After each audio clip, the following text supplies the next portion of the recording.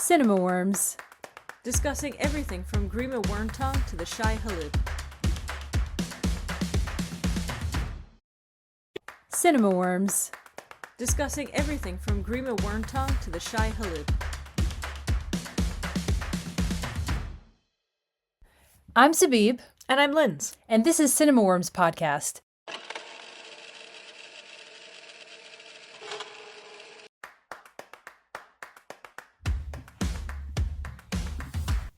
So next, we'll be discussing how to make a killing, which is a sort of black comedy thriller film that was written and directed by John Patton Ford and is loosely inspired by the 1949 British film Kind Hearts and Coronets, which you kept referencing, and I kept forgetting. I'm like, why do you keep saying Kind Hearts and Coronets? What the F is that? You know, when you think of murder, you think of kind hearts and also coronets. Yes, exactly. That's what I think of. It makes perfect sense. Yeah. So this stars Glenn Powell. And back to the cheerful writer. capybara Glenn Powell. Exactly. We'll get to him in a second. John Patton Ford. He's written and directed one other film that you might. I don't know if you've seen it. I haven't seen it. Okay. Emily the Criminal with Aubrey Plaza. It came out in 2022. No, but I want to because Another I'm black a big Aubrey fan. I've met her. She's super nice. Your friend, basically. Yeah, that one time. But she was very, very kind to me. Yeah. So I will always love her for that. And I could see from I remember the poster, the trailer for that. This seems to be in the same vein, and we could try to capture this director's style and how it's executed in this film. So this is a satire for sure. Quite a dark kind of comedy. I mean, another satire that just doesn't nail it. God damn. Where we have Glenn Powell playing Beckett Redfellow. Stupid name. Which is the point. It starts with this billionaire family, sort of the Redfellows. We don't actually see them at all. Interesting choice. We really are just seeing the sort of 18-year-old daughter, 19-year-old daughter, and she's at her mansion. She hooks up with some server guy and gets pregnant. Excuse me, he's a cellist, is he not? Cellist. Oh, shoot. He wasn't part of the catering. Okay. He was a cellist, which he's a middle-class irrelevant. cellist. It was irrelevant to anything. And she gets pregnant, and then so the billionaire dad is like, cool. Bye forever, you're disowned and you're dead to me. How dare you copulate with a cellist? Not even conservative or clearly, so I don't understand why. So she her son grows up with this like teenage single mom, and they're poor, but she tells him, you're the heir to this billionaire estate, although they have no relationship with the family. The son grows up to be Glenn Powell, without much family, no connection to these billionaires who he's supposed to be the heir of, 7th-ish, 8th-ish in the line. And he always has a chip on his shoulder because his mother always told him he was meant for more, but life denied him. And sure, he has some mediocre job, but he's unsatisfied. And the girl he was in love with, what's her name? Julia. I keep saying her name. Played by rich Margaret. Girl. Yeah. Adult-wise, it was played by Margaret Qualley. Has gotten away, and he's just like, oh, my life, it's going nowhere. I should start to take back my power. You know what? Maybe I should kill off all my family members, I don't know. A woman would look inward and improve her condition. A man starts murdering other people. Also, I would argue that this film that Julie was not played by Margaret Qualley, but by Margaret Qualley's legs. Oh, yeah. Margaret Qualley. Her legs and hair. They just seemed to be on screen more than she was. I'm not complaining. I'm just saying.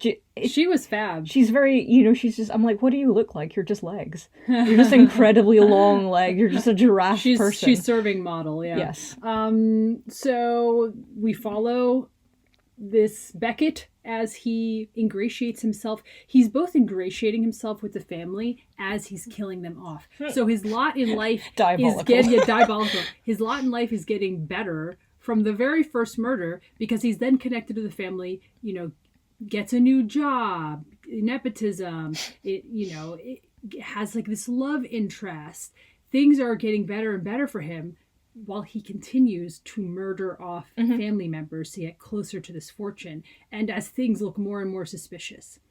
So we have just other cast members, Jessica Henwick as you'll recognize her from just various things. Iron Fist, she plays like the girlfriend of his cousin, and Beckett is romantically interested in her. You have Bill Camp as an uncle, Zach Woods as a ridiculous cousin, Topher Grace as another ridiculous cousin. Yeah, he was great.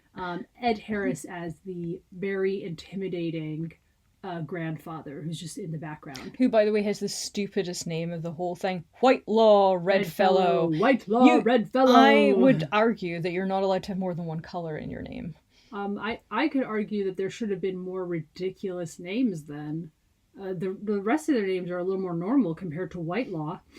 Whitelaw, okay. My God, was it extreme racism, or what were you leaning into with that name? Whitelaw. I just don't. It's like, were they going for White Claw, but they missed it? I just don't understand. Okay, so enough of the description. It's pretty much self-explanatory. How to make a killing by killing. What's interesting about this film, and I want to hear your opinion, it's like a fun time. It's very like straightforward. It unfolds in this sort of darkly satirical, lean way. There's not a lot of excess, right?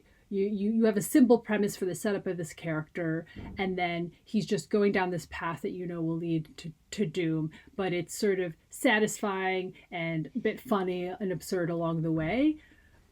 But the way that approach sort of can take away from some of the fun of the film is that maybe you're not leaning into the story enough. Maybe there's not enough background. Maybe there's not enough action. Maybe there's not enough satire, like absurdity, like taking it even farther. Yeah. So the thing is, it's sly, but it's not as fun as it could be. But it's amusing and nicely dark at moments, for sure. But it could have been really fun. And I almost wanted just more movie. Yeah. And what are your thoughts? Okay, so a couple of things. So I think when we came out, I was like, oh, this felt like sort of Fall of the House of Usher, because everyone's sort of, mostly of these people in the family are kind of terrible, so you're like rooting to see them die.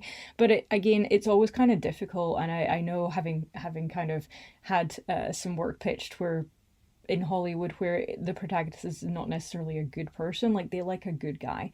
And this guy, Beckett, he is murdering people for his own personal gain.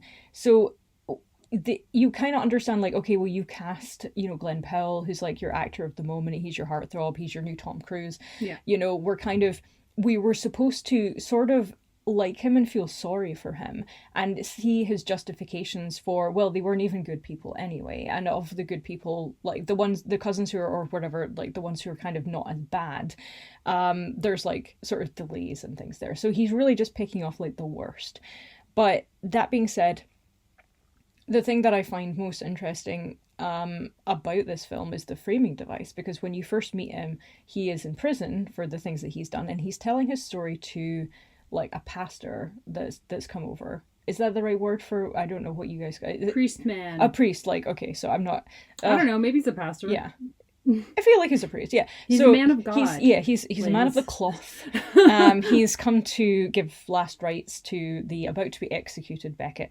And the thing is that, with this framing device, in the original, and I think it's okay to talk about the original because there is an ending to the original that worked really well. They've gone a completely different route for this, and we won't talk about what that route is. But in Kind Hearts and Cornets, the protagonist is revealing all this stuff that he has done, right? But he's in prison for like the one crime that he didn't actually commit, which is kind of the irony of it. But when he gets released from prison at the end, because they realize that he didn't do that one crime that he didn't do, he is then caught because he has already revealed that he did all those murders. And it's this kind of great irony of by thinking like you were screwed and by unburdening yourself, it's kind of funny that you were hoisted by your own petard for a crime that you didn't even do. But now you've confessed all the things you did do. And you didn't have to do that. You could have kept it to yourself, but you just couldn't help yourself. And that's the kind of person you are. And that's why you've ended up in this situation. Obviously, they didn't go with that here. And I was worried about spoiling things by saying his mom got cancer. Yeah. I mean, it happens pretty early on. So, but it's not a spoiler because that's not what happens here. And I think you would have had to go like a very different route for the film. So I was kind of expecting something and got something different at the end. That being said, I agree with you. Like, it was kind of fun, but I did want more things from it. I really wanted to see him like desire more rather than just this big. It just felt like he was kind of like, oh, I should do this because my mom said that I should, and she's kind of put this idea in my head and sort of groomed me in this way. But it never felt that he really like took advantage of when he was kind of getting more stuff. Like, he's moving up in the world, he's doing things, he's picking people off, and I'm like, but other than being better dressed and maybe getting a bigger apartment or whatever, like, what are you really getting in the world? You're not getting more power, you're not getting more like sex or whatever. Like, I just don't, you could have had all this stuff anyway. So what is it for him? Is it just the fact that his mum told him that he should, and he's like, I will achieve something at the end of this? He thinks he'll achieve Margaret Qualley, I guess, but like in some way. There's a Margaret Qualley's legs. Yeah, exactly. Well, I don't even know how much he wants that really. That's the problem. We came out of that going, but did he really want her? Because it felt like he had ample opportunity at various points to pursue Margaret Qualley instead of his little girlfriend. Straight up was like, and then he didn't. No, I have a girlfriend. I mean, now. no, listen, your girlfriend's cute, but this is Margaret Qualley. Yeah, exactly. Yeah, it's. Although I actually like the girlfriend was nice and normal, and she was cutie. Yeah, she was a cutie. Yeah, they had chemistry, but I think it's maybe it's the thing is they're going for a certain tone, which is drier, and it's a little like more bleakly funny, but then that can occasionally take away from the fun. Like, you're also sort of sanitizing the character a bit. Yeah. And I mentioned I really like this film, Hitman. I think it's Richard Linklater with Glenn Powell, 2023 on Netflix. You do love that film. Yeah. I mean, it's a lot of fun. I highly recommend if you're looking. I mean, see How to Make a Killing, but definitely see Hitman. Because, I mean, they have some threads in common, like dark comedy. He's playing like a fake hitman in that movie. But it is sexy as hell and fun. And it was okay. It takes glee in its sexiness. And, okay, so I saw a film and you did anyway, not, and let us know your unlike thoughts most cases, you were right. I like Glenn Powell. You're on him. This I know. is when if I hated good luck. on him, He's have fun, don't we did die. Think he looked a little, and you know how much I love punctuation. Yeah, eat a burger, Glenn Powell. It's okay. Yeah, did this deserve it? It's okay. You don't need to run so much. So this is a sci-fi comedy written by Matthew Robinson, who wrote and directed, amongst some other things, the 2009 Ricky Gervais movie, The Invention of Lying. I didn't see it, and it was directed by Gore Verbinski, who is best known for directing Mouse Hunt in 97, The Ring in 2002, the first 3 Pirates of the Caribbean films, and also Rango in 2011, so just kind of a range of genres there. Now, good luck, have fun, don't die, or Glyphid, as I like to call it. It starts off pretty strong, right? It says something about my taste that I love a good tense diner scene. So like one of my favourite episodes in Sandman season 1 was there's this really great diner scene that goes completely off the rails. We get one of those straight away here when Sam Rockwell, bearded and grimy and dressed for just like an apocalyptic rainstorm, hurtles into a diner and announces that he is from the future. And at first, nobody cares. They're all like, some random homeless guy has walked in and he's just being crazy. But he soon gets their attention by demanding that several people in the room have to join him on his mission to curb the expansion of AI. A little bit more on that plot point in a minute. And what's more, Sam Rockwell has a bomb, so everybody should probably do as he says. He claims he has been here 117 times already. So he says that he's basically managed to do like 117 permutations of groups, and he says that he's sure that if he just gets the right group from this diner, that he will be able to fix the problem that he's come back to fix, which is an AI related thing. It's a great premise. Unfortunately, quite quickly, the film changes tack and it shows us what I can only describe as like individual Black Mirror episodes, named after like the people who joined the group. Most of these could have been a film in themselves. There was one about a school shooting that I was like, oh my god, this is so Black Mirror, and I also kind of would have liked to have seen just this film. It feels kind of like wasted potential, and it also really distracts from the momentum that you just built up in that diner scene. If you compare this to something like Weapons, which also of course did individual character stories, it just doesn't hold up in comparison. And despite a great cast, I'm going to name so many people right now, you're going to be like, wait, what? So Zazie Beetz, Michael Pena, Haley Lou Richardson, Asim Chowdhury, who just absolutely cannot keep his American accent going for the life of him, poor lamb, Tom Taylor, and Juno Temple from our favourite football comedy Ted Lasso.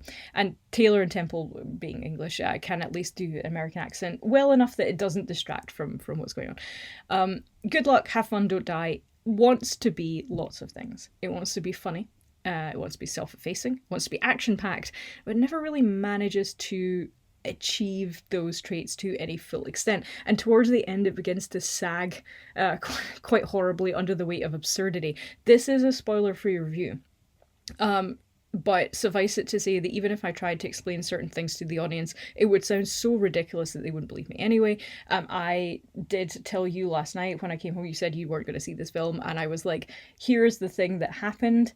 And your expression, I wish I'd taken a picture of it, because I was like, yep, that's pretty much what I looked like while it was happening, was, I'm sorry, excuse me, what is going on right now?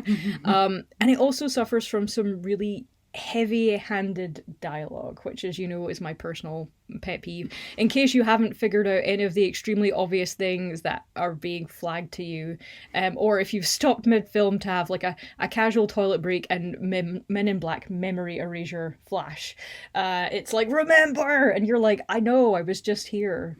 We were all just here. I haven't, oh my god, I have more of a memory than a fish. Please just believe me and do not spoon feed me. You were, as I said at the top of this, you were actually right to not go see this film. I thought it was going to be really fun. The Guardian actually liked it. It was a different guy. It wasn't Peter Bradshaw. But I was like, what's wrong with you? Are you well? you know, I wanted to ask, I was trying to look up the film that Sam Rockwell was in a few years ago that was like quite it caused quite a stir of ridiculous. Oh, Argyle. Is it anything like in terms of like the stupidity of that premise, or the way it was executed, or is it trying to be more serious, or is it trying to be, you know, it sounds like it's trying to be many things. I would say it makes more, Argyle made more sense, even though it was stupid. At least there was like, you could follow what was going on, and here you can follow it, but they never give you a chance to follow it because they're constantly shoving it down your throat anyway. You're like, I get it, but in the end we end up with like, again, like, so I don't want to say too much about, the whole point of it is that he's come back to fight this AI, right? And it gave me very like Matrixy vibes, but like, you know, he's basically like, oh, we have to go and find this 9-year-old boy who's like the father of AI. That's kind of what the group is for. They have to fight their way through certain things and to reach this house and do a thing. And do you remember the kid in the Matrix who bends the spoons? He's like, maybe it's not the spoon that bends, it's only yourself. Remember the little bald kid? So yeah, imagine just that kid essentially, but like with like AI powers, I guess, in some way. He's just doing a thing. And it just felt like all of the little Black Mirror kind of parts were like, oh, AI is so bad and look how it's like ruining society. And I'm like, I mean, yeah, I know, I agree with it. But I just feel like they were all kind of thrown in just to show some little spoke of this wheel. But it just kind of didn't feel like anything. It just sort of felt like it wanted to be sort of satirical. There were definitely some places that we all laughed, but I think there weren't that many people there. But I think there were places where I was like, the audience is laughing in the wrong place, because the British inability to like, you know, kind of take anything seriously. There were parts which was, and we were all like, okay, this is ridiculous. It wants to be satirical, but I would put it to you that Americans cannot do good satire. Okay. because they suffer from taking themselves too seriously. I'm like, if you're gonna do this, be completely ridiculous, and not in the way that they did, but like lean into the satire. As I said, there's a bit about the school shooting, and at the start of it, I was like, oh man, that's really well done. That's like horrible, but it's really well done. And then again, it fell apart, and I was like, no, you had something so great here. Like, I just don't. It just doesn't stack up. I'm actually curious to see it at some point, whenever. What about that has made you? It happens. Well, because I'm curious. Yeah. It seems like an interesting failure. Juno Temple's really good. She kind of steals she kind of steals the show. I feel like there might be some interesting aspects to it. Of course, I didn't actually watch it, and you did. So That's the thing. I'm talking about like the interesting parts of it. Like, it really does have. It has such potential, and it just squanders it a little bit. It's just not. It doesn't. As a final point, and this might segue into our discussion of how to make a killing, is do we think that's a script thing, or the direction and tone and the way it's no, it's a script. Together? It's a script thing. There's nothing that you could have done like with this script that would have achieved it. And actually, now I want to take my American satire back, because we did see Idiocracy, and that was perfect. I mean, it was a documentary, but but it was true. So yeah, Americans can do satire. We'll take that back. Yeah, it just was like. You know me and my horrible ability to know everything immediately. So about 10 minutes in, I was like, okay, I know who everybody is and I know what's going to happen. And it predictably played out exactly like I thought. And I was like, come on, man. Yeah, okay. And you're not clever because you flag certain things up. And, it's just, I'm disappointed. I am disappointed. I really thought this was going to be much more fun. And I had a hard day, and I just wanted to relax, and I was there with my little Sainsbury's meal deal, and I just wanted to eat a tuna sandwich and, giggle, and I ate the tuna sandwich, which was good, but there was very little, like, real enjoyment. Well, thank you for sharing.